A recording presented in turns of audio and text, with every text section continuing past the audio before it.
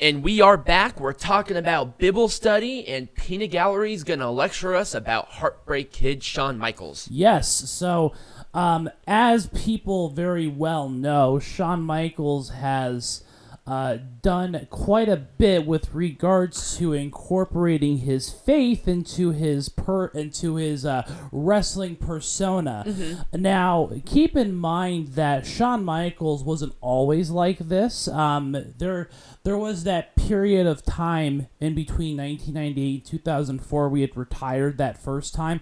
That's when he had his literal coming to Jesus moment. Well, he credits his wife. He credits his wife and also the rediscovered faith for not only saving his life but his wrestling career. Right. So that's why it was important for him. So Michaels, he was raised a Roman Catholic. He went to Catholic schools. He's also a military family guy. So he moved around a lot as a child. So he wasn't ever really engaged in that kind of stuff. And when he started his career, he tried to get back into it, but it wasn't really his mojo, I guess. Right. And interestingly, obviously with the wrestlers and everyone going down this path of self-destruction, especially with that being such a big part of the culture, he was very much immersed in that sort of culture.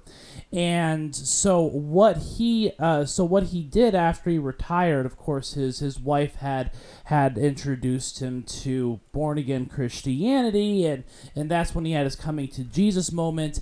And so when he came back, his faith was very much a large part of his some like a gimmick. His gimmick almost, yeah. Right. Because he wanted to incorporate these two very important things in his life. He wanted to incorporate his faith and family into his persona. So that's kind of what he did. And actually, I think he wrote a book on, in particular, on his faith as it saved him. Yeah, saved him from his destructive behavior. And so that's kind of what I want to touch on is in my opinion, the incorporation of his faith into his wrestling persona is done so well because he truly believes it. Now, Shane Helms once had commented saying it was all work. Like, Shawn Michaels didn't really have this. Yeah. But I don't see Shawn Michaels being that inauthentic, because every single time I think about Shawn Michaels, his gimmicks are a reflection of his authentic self. Right. And I think it's a very important point where you can tell the difference between wrestlers who are really into their character and wrestlers who aren't, based on the fact that some wrestlers are very authentic with who they are and then some are not. Right.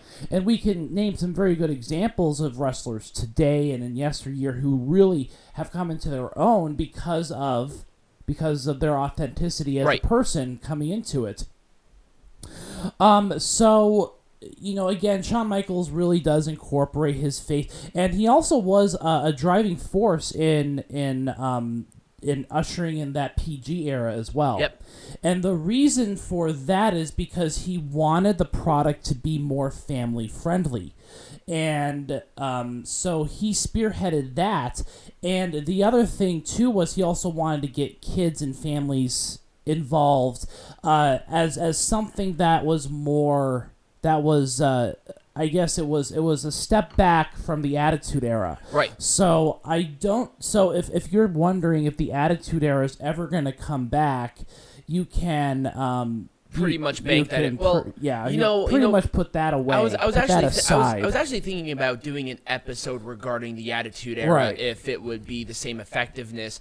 But yeah, no, Shawn, I don't think it would have the same effect today. And as long as Triple H and Shawn Michaels, Triple H and Shawn Michaels seem to be the two people that are probably going to take over like the mass production of these shows, especially with Shawn Michaels heading NXT UK. And being a main Triple trainer. H, and being a main trainer. So, but what Shawn was trying to do is he was trying to get the 80s sort of vibe back into wrestling and away from that edginess of the Attitude Era. So, the thing about the Attitude Era too is that you have to remember that it was only around for like 4 or 5 years. It wasn't really a long-term thing. People think about it as something that spanned decades, but it wasn't. Right. It was literally like 4 or 5 years where they had to do it because they had to survive. But I think the point that I'm trying to get with Shawn Michaels is that we can really start to see some of the religious aspects of his personality, of his life, impacting WWE even up into this day. Right. I think also part of Shawn Michaels' his drive to get away from the Attitude Era was about the surrounding culture. Right. Because with the like the sex, the drugs. Right. He wanted to have it more clean, not to maybe bring in families, but to save the guys. Right. From that, because he's a kind of in a weird, rare thing where he had a career. Right. He had the career of being on drugs and being an ass. Right. And then he had a second career again. Right. Arguably with much better matches. Yeah. Later, not only later in life, but with the newfound Christianity portion of Right. it, and maybe he saw the pros for the Right. most part on his second wave career. Right. Right. And I think what's important to present as well is that not every religious gimmick has to be bad. Not every religious gimmick has to be like stereotypical. It's such a weird. It's subtle. The personality of Shawn Michaels never really revolved around his religion insofar as it wasn't stereotypical like maybe you get with Muhammad Hassan or. But once again, there's another religious gimmick that did work. It did, yeah, but it might be something to talk about later. Yeah, and I think I am going to talk about it later on. But I think what's important is not necessarily the stuff that he did in ring, or the type of personality that he presented, but I think it's those more subtle things. You get the incorporation of the crosses in his ring gear, for example. You get some gimmicks where he literally falls from the heavens, like the Undertaker match that's still talked about to this day. In WrestleMania 25, and then also obviously he does the praying and he does the arms out Right. thing during his entrance. But this is very subtle. But I think now, as I'm doing my research into how Shawn Michaels' religion has affected the industry, you can really see some of the backstage stuff and how it changed over because of the Right. influence of Shawn Michaels. Right. And how I think Shawn Michaels being a catalyst in bringing that sort of era back, because they had this experiment with the Attitude Era. They had to do it for the survival of the brand, but now that there isn't that sort of fear anymore of going out of business, quite literally, the WWE has almost reverted, not a bad way, but maybe in a way where maybe in a way where he what am I trying to say?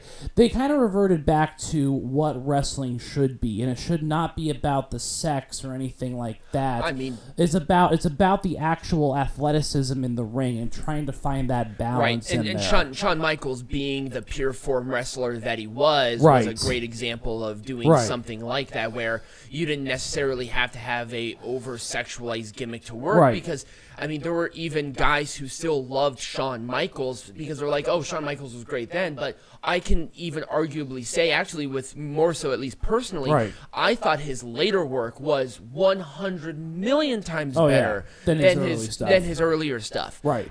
Where some people might disagree with that, and that's all well and good, but you're wrong. Right. So also, his gimmick was a lot better too. It wasn't so over the top. It was just, here's Shawn Michaels. He already established himself as one of the goats, and now he's back. Right, and he's back. He had a big career renaissance, and I felt more of a connection with the Shawn Michaels later because I saw Michael Hickenbottom, not Shawn Michaels. Right. Shawn Michaels was just the name brand on it, but I'm like, this guy is just authentic. He's just a great wrestler. Yep. He does the religious stuff tastefully, yeah. and he was a great emphasis on you can have that career revitalization, but you really got to look at yourself in the mirror, because that's really what happened. Right.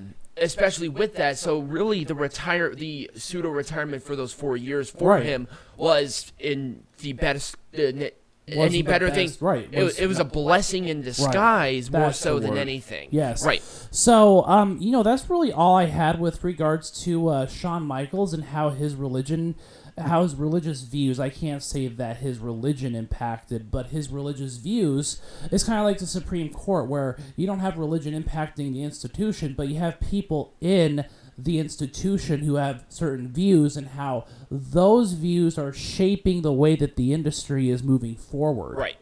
So, let us know what your thoughts are on it. It was pretty short, but I don't want to talk about Shawn Michaels, because I think that his religious outlook on everything has almost saved the industry. Right. Has helped the industry, and it still does. And I'm going to argue that it still impacts the way that the industry goes today. Let us know what you think. And when we come back from our break, we will do a wrestling lesson with Tiger Height. Yes.